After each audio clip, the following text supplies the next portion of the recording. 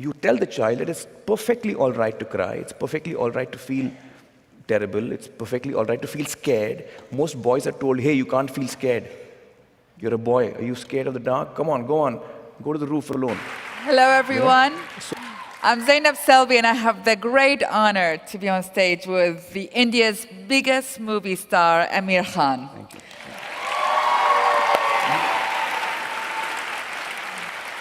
I mean, we are talking beyond the actions movies of James Bond and Daniel Craig. We are talking beyond the romances of Richard Gere.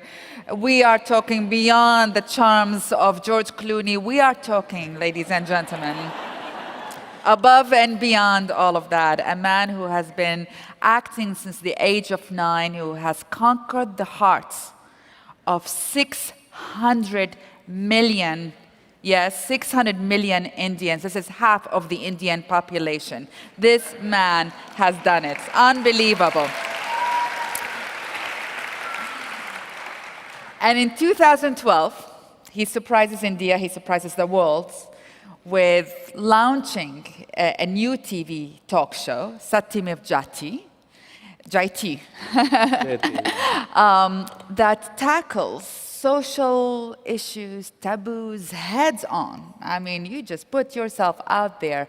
What inspired you to do that? Well, a very good evening to everyone here. I think it started somewhere when I was a very small child, and it began with my mother, I think. My mother's been a big influence on me, and I'll narrate an incident of my life which stayed with me all along, and that's, I used to play a lot of tennis when I was a kid, and competitive tennis, you know, state level, national level. I was pretty good at that time, and she knew how anxious I was about the game, how much I loved the game. And every time I had a match, she'd be waiting for me to come home. And when I would come home, she'd ask me, did you win, did you lose? Usually I would win, so my answer would be I won. And then, after about 5 minutes, the first time she did it, it really shook me. After about 5 minutes, she would come and say to me, you know, the boy who lost to you today, he would have reached home about now, and his mom would have asked him the same question. And he would have said he lost. So his mother must be feeling really bad right now. And the first time she said that to me, it like really hit me. I mean, her ability to think for another, a woman she's never seen, never met, really hit home to me. And I don't think she was meaning to tell me or teach me anything. That's just how she is. And I think a lot of what I am is a result of her. I think the second person who's been a big influence on me is my friend Satyajit Bhatkal, who happens to be the director of the show. Satya and I were in school together. He was a topper in the class. I was the backbencher. And he was brilliant, so he had the world at his feet. He could do what he wanted. But after we passed out, he decided to work for other people. So he didn't become an engineer or a doctor or a chartered accountant, which he could have been, or MBA, whatever he wanted. He decided to spend his life, you know, working for people who were less privileged than he was. I got into films and got into acting, and my career took off, and I was... So each time I would meet him, I'd feel really guilty.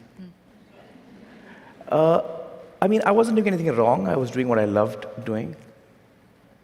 But every time I met him, I used to feel, man, this guy is living for others, and I wish I could do half of what he's doing. And that kept troubling me. So I think a lot of all this finally resulted in what happened as SMJ, Satyamev Jayate. Television also grew strong in India at that time. And I reached a point in my career where I had earned a fair amount of goodwill, and I kept thinking that how can I contribute?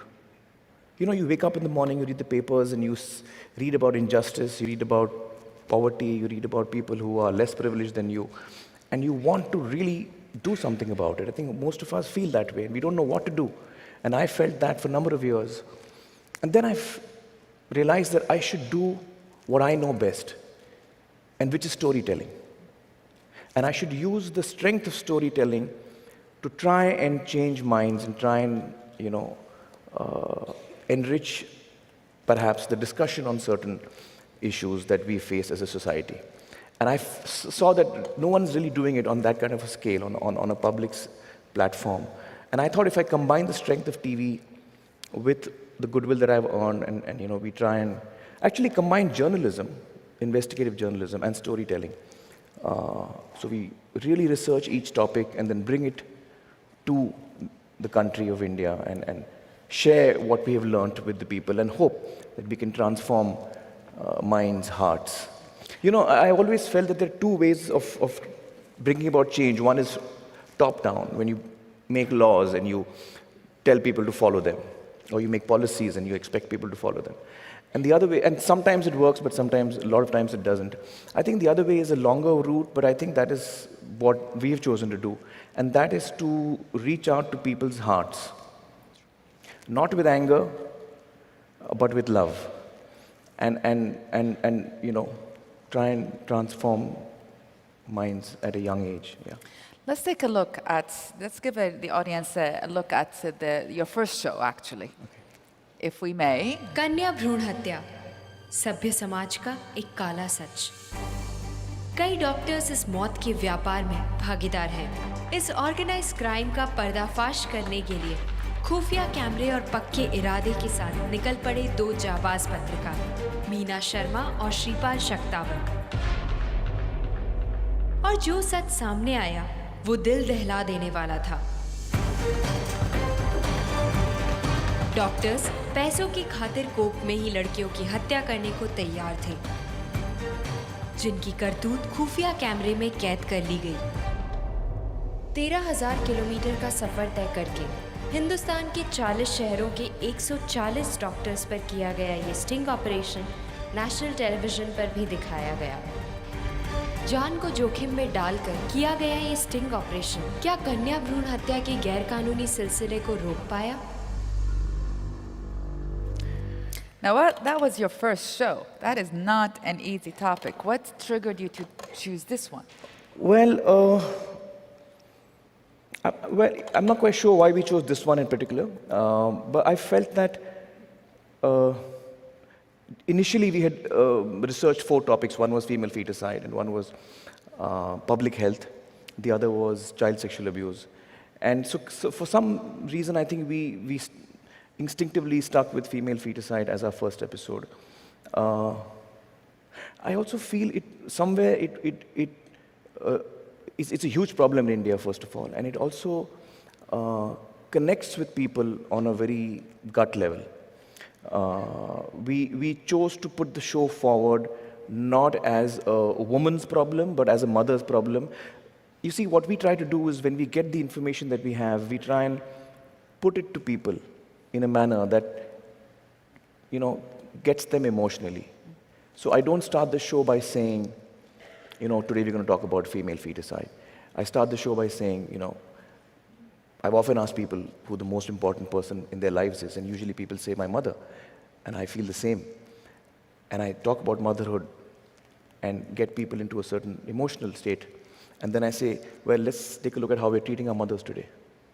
And we meet our first guest, who is a mother who's been through 8 abortions in 6 years, forced abortions by her mother-in-laws and husband.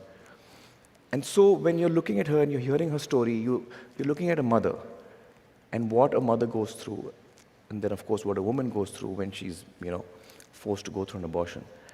So I think that kind of really got people. The first episode itself has a very strong emotional connect, is what we felt.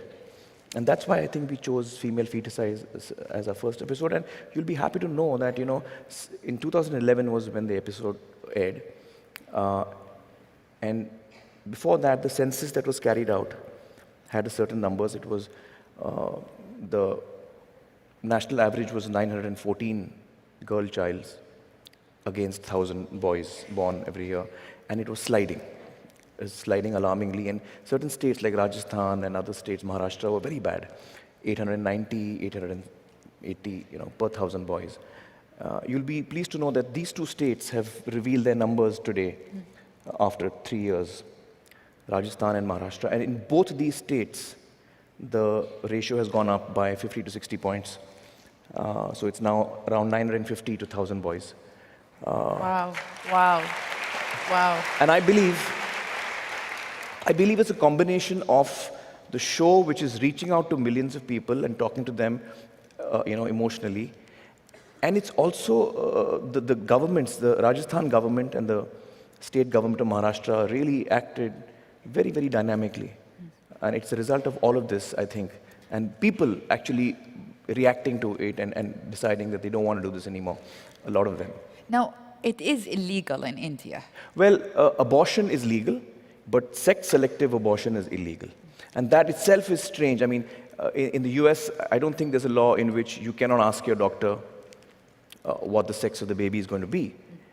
Because in the US, the doctor doesn't expect you to go and abort the child if it's a girl. So you don't need a law over here which tells you that. So in India, we have a law where you cannot ask the doctor what the sex of the child is.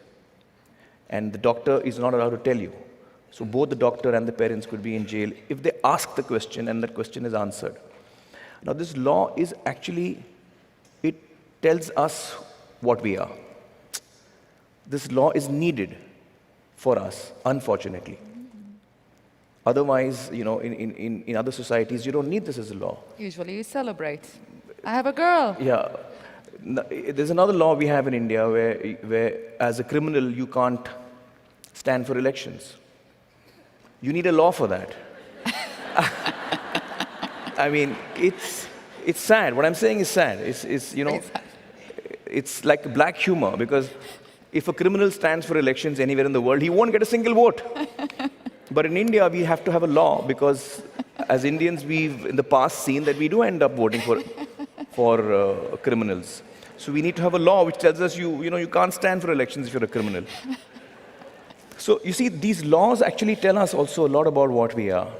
And yeah. That's true. That's true. Now you tackled another issue which sort of impacts almost every single Indian household, as I understand it, and that is the dowry issues. I want to have another segment of your show on that. Kerala के निलंबूर जिले में लड़कियों के माँ बाप पर शादी में हैसियत से बढ़कर खर्च करने का काफ़ी दबाव होता है। The 80% of the bank loan. 80% गरीब लोगों ने जो बैंक लोन लिया है वो लिया है सिर्फ अपनी बेटियों की शादी के लिए। कई बार बेटी का घर बसाने के लिए माँ बाप को अपना घर बेचना पड़ता है। कभी इस घर में एक खुशहाल परिवार बसता था, लेकिन बेटी की शादी पर किए खर्च और दहेज ने आज इस परिवार की ये दुर्दशा कर दी है। कितने अफसोस की बात है कि शादी जैसे रिश्ते में जहां घर बसाने की बात होती है, वहां दहेज की वजह से कितने घर उजड़ रहे हैं, बर्बाद हो रहे हैं। पर इससे भी ज़्यादा दुख की बात यह है कि कई बार शादी में लड़के वालों का घर बसाने का, साथ में रहने का कोई इरादा ही नहीं होता। वो धोखे से शादी करते ही हैं सिर्फ इसलिए ताकि दहेज के पैसे ऐंठे जा सके। I mean, you put your neck out there completely. Well, to contextualize it for people who live here in the US, I would imagine about 90 to 95% of people in India have either given dowry or taken dowry or both. So when you're communicating to the huge majority of the country and telling them that what they have been indulging in perhaps is not the best thing to do, and most probably the TV that they're watching your show on has also come in dowry.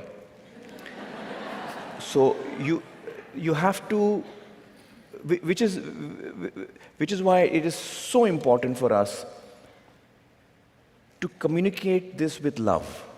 And we had this discussion very early on with the core team. I said, with what driving emotion are we doing this show? Are we doing this show with anger? Because then our conversation is different. And I'm not doing this with anger. I'm doing this with love, because I really feel that only with love can you actually, affect a person and bring about change. There are so many things that we need to, and we have to look inward, and I'm included in that. I'm not excluded in that. We have to look inward, at ourselves. But did it make people uncomfortable that you touched on these how did they respond? Well, by and large, the huge majority, the very positive thing I want to tell you is that the huge majority of Indians has just loved the show. And that speaks a lot for what India is today. It speaks a lot for the fact that India wants to change. India is ready for change. I mean, I would have imagined, none of us had imagined a show which is picking such heavy topics would be so popular across the country. And the fact that it is so popular really speaks well for us as Indians today. That we have issues, we have problems, but we want to leave them behind, we want to come out of them, and we really want to move ahead and improve ourselves. I think that's what the success of the show tells us. Has there, like, how do you come up about choosing the subjects? I mean, We have a lot of fights. and I mean, are there subjects where you say we're not going to touch that? No, so far that's never been the case. We've picked really difficult topics as well. One of our really difficult topics was untouchability, which is a big issue in India. The constitution of our country says that we're all equal, but in reality, that's not so yet. It's a journey that we have to, it's still a journey that we are on to reach there. Sure, equality is an issue in a lot of societies, I think, but in India, because of the way the caste system is, it just makes it a lot more complicated. And that's a very touchy topic as well. It's a topic that people feel very emotionally about.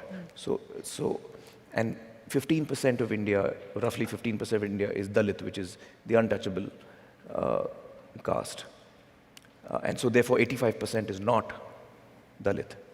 And we are communicating with the 85% of country, speaking to them about, I mean, what are we doing? What are we doing? Is it right? Are we comfortable with it? You know, so how did you go about that? Well, I mean, in all our shows, in all our topics, we're just honest, but we do it with a lot of love. We do it with a lot of love, so that people, let me say this much, that while the majority of the people have loved our show, there has been a minority, probably in every topic, that doesn't like us. Like, there are a couple of men's organizations which hate me. They keep writing to me emails about men's problems, and why don't you take up men's problems? So we did, in fact, in our last season, we picked up masculinity. What is it to be a male? Because we figured that unless we relook at and hopefully redefine what a man is, you know, things are not going to change.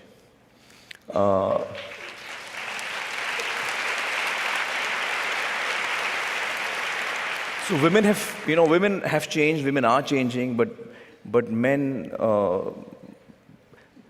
don't manage to change by and large. By and large, we are a stubborn lot. So we thought we'd look at, what is a real man? Is a real man someone who goes and beats up people? Is a real man a person who's a protector? Is he the guy who's going to, so what's a real man? Is he? So I strongly feel that we have to, from the time that the child is born, you have to treat both children equally, whether it's a boy or a girl. And you have to allow the boy child to cry. You have to allow him to cry. Because the first thing we tell a boy when he cries, don't cry. Are you a girl? Why are you crying? So he grows up feeling that I'm not supposed to cry. And when you tell the child not to cry, you're actually removing him further and further away from his emotions. He's feeling something and you're not allowing him to feel that. So you're distancing him from his emotions. And then you're surprised why he's beating up his wife. Because the fact is that when you tell the child that it's perfectly all right to cry, it's perfectly all right to feel terrible, it's perfectly all right to feel scared. Most boys are told, hey, you can't feel scared. You're a boy. Are you scared of the dark? Come on, go on. Go to the roof alone. So boys feel scared, and we have to tell a small child of 4 that it's all right to be scared. And so that boys can grow up more sensitive. Right now, we are creating boys, or we are working towards creating boys who grow up to be insensitive. So we have to change that, and that's what our show on masculinity was about. And I want to see the segment. It's actually my favorite show on the masculinity. दोस्तों, तो हम बात कर रहे थे कि 95% violent crimes के पीछे मर्दों का हाथ होता है. क्या बात है? क्या हम पैदाइशी ऐसे हैं? क्या हम माँ के पेट से मुक्का और लात मारते हुए बाहर निकलते हैं? दोस्तों, इस साल 15 अगस्त के भाषण में हमारे प्रधानमंत्री जी ने कहा कि वक्त आ गया है कि अब हम इस बात पर ध्यान दें कि हम अपनी लड़कों की परवरिश कैसे कर रहे हैं। लिहाजा आइए बात करते हैं 5 मर्दों से जो अलग अलग राज्यों से हैं और जानने की कोशिश करते हैं कि उनकी परवरिश कैसे हुई थी। राम जी, आपके बचपन के बारे में हमें कुछ बताइए। आपने क्या पाया, क्या सीखा आपने? असल में किसी को ये कहने की ज़रूरत नहीं पड़ी, भाई मर्द होने के नाते आपने ये करना है। जो आसपास माहौल था या परंपराएं और परिवार में जो चलता रहा था उसी को फॉलो किया। मतलब मार पिटाई तो खूब की पत्नी को, जिसका आज पछतावा है। मार पिटाई भी इस तरीके की, मुक्का मार दिया मुंह के ऊपर, नाक के ऊपर, आँख के ऊपर, कहाँ पे लगेगा। मतलब ये कि भाई ये पीटना तो उसका हक है। और ये हरियाणा में एक कहावत भी थी, उसको भी हम डिस्कस करते थे कि 2 उठती के मारो और 2 बैठती के मारो, सवेरे शाम, तब उसकी मर्दानगी कायम रहेगी। जब उठे तो 2 मारो, जब बैठे तो 2 मारो। 2 मारो। तो ये मतलब ये कहावत है। हाँ, ये कहावत हरियाणा की। तो तब वो मर्द जो है वो मर्द कहलाएगा। हाँ। I mean, that's a big deal that he's telling you this. This is really, really big deal. How, I mean, do you think they responded better to you that you are not only a man, but the man in India? You know, coming and talking about these issues. There's a portion of the show in which I'm told by another man. He says that, you know, in India, real men don't cry. And real men don't hold their wives' hands. The wife walks 2-3 feet behind. Now, you must understand, India is a large country. So when I'm saying this, don't take it literally. This is mostly in rural India, and there are a lot of extremely progressive people in India as well. So I don't want to give you all the wrong impression. But this is an issue. There are villages in India, in rural India, where this is the belief, this is how they've grown up. So on the show, I said, you know, based on all of these definitions of what a real man is, I am completely not a real man because I hold my wife's hand all the time. I hug my children. You're not supposed to hug your children. You're not supposed to show affection to your child as a male, a true male. So I hug my children all the time. I cry all the time. I was crying just before I entered the stage. That's true. It is true. Yes. We were both crying, actually. I was listening to, what's her name? Saida? Said, I guess yes, I was listening to her speak and I was in tears. So I cry all the time. Have you cried on movies, on TV? On TV, every episode of mine, yeah. Excellent. Not a single episode goes by when I don't cry.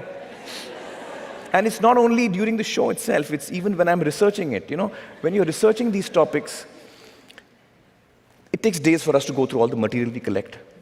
And invariably, in every topic that we've picked, we get to a point where me and Satya and Swati and all of us get so disheartened. I'm looking at an interview and I'm weeping. And we kind of shut it off and we're like, you know, why are we doing this? Nothing's going to change. You suddenly feel very disheartened. But then you come across a person who is working in that and has got so much strength, so much resilience, so much grace, and such dignity that it brings you back to your feet. You know, in these 5 years that I've researched Satyamev Jayate, I've seen the worst in mankind and I've seen the best, the most beautiful in mankind. I've come across people who are such amazing and inspirational people. You know, I spoke to this lady whose son had been murdered. Her son had got married to a girl from a different religion, and so it was an honor killing. This lady spoke with such dignity and such grace, and with such forgiveness in her heart. I just couldn't get over it, you know. It was it was so amazing to listen to her speak. She's talking about her son who's been killed. And, you know, I don't know where she finds the strength from to still look for love, you know, in people. I was speaking to these 2 women. We often assume in India that women who are from rural India are uneducated and therefore not as strong as women from cities, etc., etc. So these two women who, in the same episode were of honor killings, one woman's son and the other woman's brother was killed. And they were ostracized from the village. They were targeted. They were not sold anything. Nobody spoke to them in the village. So the ashes are taken in what is called a kalash, like a pot. That pot was not sold to them. That's the kind of segregation they faced in the village. And then they did a police complaint and all of that. So the case was going on. They were threatened. They were offered money. There was political pressure put on them. Every kind of pressure was put on them. But they didn't take the case back. And they fought the case. And they won the case, and those men are now convicted. Now, what I'm trying to say here is that these two women are from a small village in India. And the kind of courage they show in a city like Mumbai, when a political party announces that tomorrow is Mumbai Bandh, which means nobody dare go out of the house, we're going to stone every car that goes out, some kind of protest that they're doing. Nobody leaves the house. In a city like Mumbai, which is a large city, nobody even knows who I am. We are all strangers in this city. But we are frightened to step out of the house because someone has announced that we can't. Here, these two ladies are specifically targeted. They're still staying in the same village, and they still have the courage to stand up and say, no, we don't want money. We want justice. Where do they get this courage from? So it's really amazing. So I've met such wonderful people in this journey of 5 years. How, I mean, we are almost out of time, but how did you respond to India got a lot of coverage recently on the gang rape and on the movie India's Daughters. What do you think about the government? Yeah. I haven't seen the film, so I can't comment specifically on the film, but I think it's really sad that the film was banned. It should not be banned. Of course, it should be shown. I mean, there should be freedom of speech everywhere. So there was a lot of people in India who fought for the fact that the film should be shown. It's really unfortunate that the film was banned. And rape is a big issue in India, and we did one of our episodes was on fighting rape. And where our understanding, very briefly, is that the balance of power in India needs to change. Right now, a rape survivor goes to the police and gets badly treated over there, goes to the health facilities, gets badly treated over there. Justice system takes really long, by and large, to come to the end of the case. Unless conviction becomes swift and certain, things are not going to change in India. Unless conviction becomes swift and certain. And very, very importantly, as a society, we have to shun the rapist and hold the survivor close. Absolutely. You know? And you can do that. And you can do that. You are doing that. Now, it's hard to sort of escape the fact that you lost weight or gained weight. And you sort of were thinner in here, but I understand it's because you're in a movie right now. You're in the midst of shooting a movie. Has it changed? I'm actually getting ready for this film that I'm playing an older man who's an ex-wrestler. So I'm putting on a lot of weight, which is fun. But has it changed your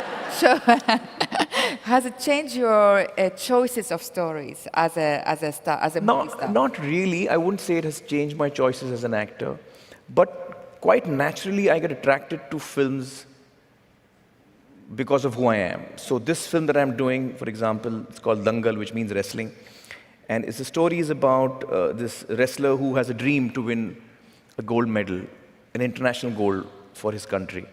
He can't fulfill his dream because he doesn't have money, he has to give up wrestling, and so he decides that his son will fulfill his dream. And then he proceeds to have 4 daughters in the next 15 years.